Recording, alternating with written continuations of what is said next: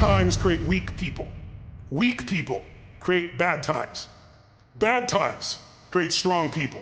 Strong people create good times. My whole thing is leaders anticipate, losers react.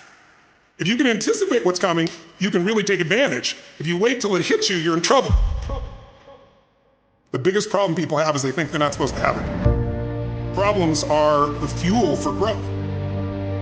It's like you don't have any problems, you're either a liar or you might call them challenges. It feels better. I understand that. Anybody who doesn't have problems is either totally asleep at the wheel or they don't have much of any kind of a life. But then there's fulfillment. And fulfillment is living what you're made for. Is it a lack of confidence? No, it's a lack of mission. I like winning. I like being the best at what I do, so I'm not going to settle for less than that. Why would I? Michael Jordan making 1,000 shots before you take a break. So you look at Jordan, or you look at, LeBron, or you look at anybody who's the best in the world at what they do, and you go, aren't they lucky? But if you actually study them, you'll see they're doing things, they're practicing in private things that make them certain in public, and they get rewarded for what they do in public. Yeah. And you got to be the same. When you just know you're gonna mess up, it's not gonna be perfect, you're gonna forget that line that you really wanted to say, but just put all the energy on the audience, everything starts to change. If you stay ready, you don't have to get ready. It's a shift in your identity.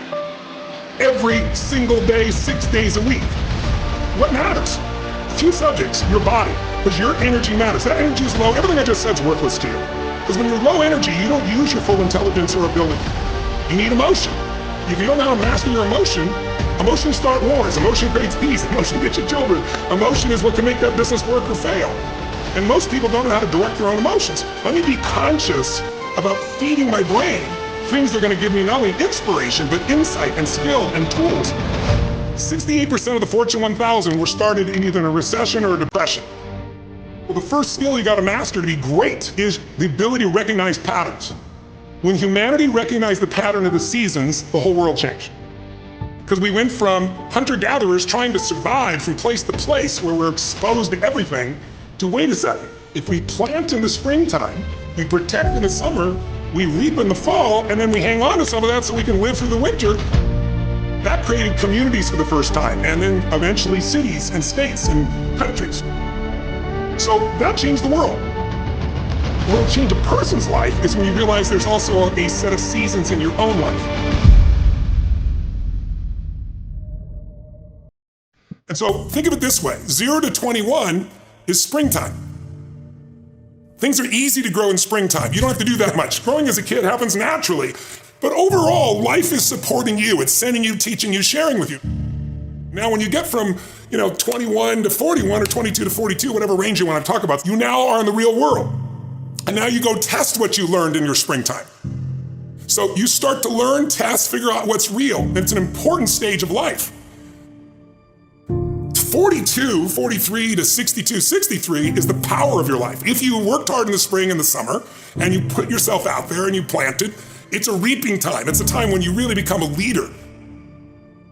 And then if you're lucky, you go from 63 to 83 and maybe 83 to 103, and you have an extended final season of your life where you get to be the mentor, you get to share. You get to make a difference. And maybe towards the end of your life, people look out for you again after you looked out for everybody else. That's kind of the cycle of life.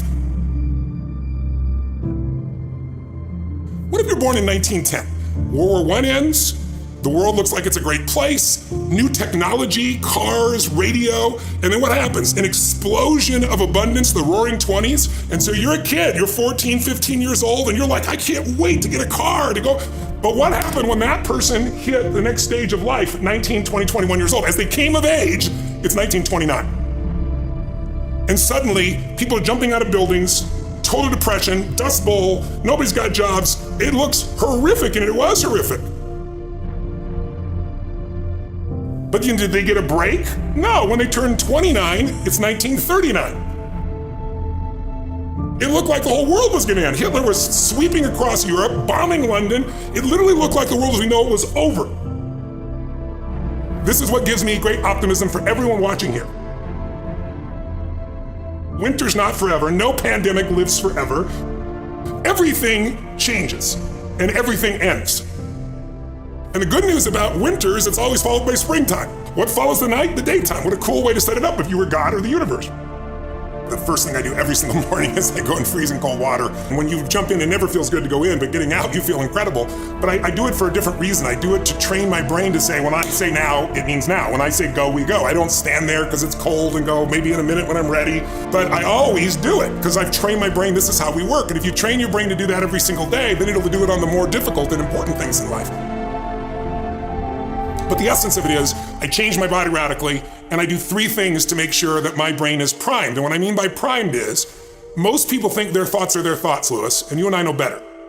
Most people just don't understand that you are being primed all the time, and unless you prime yourself, you're gonna be primed by the environment.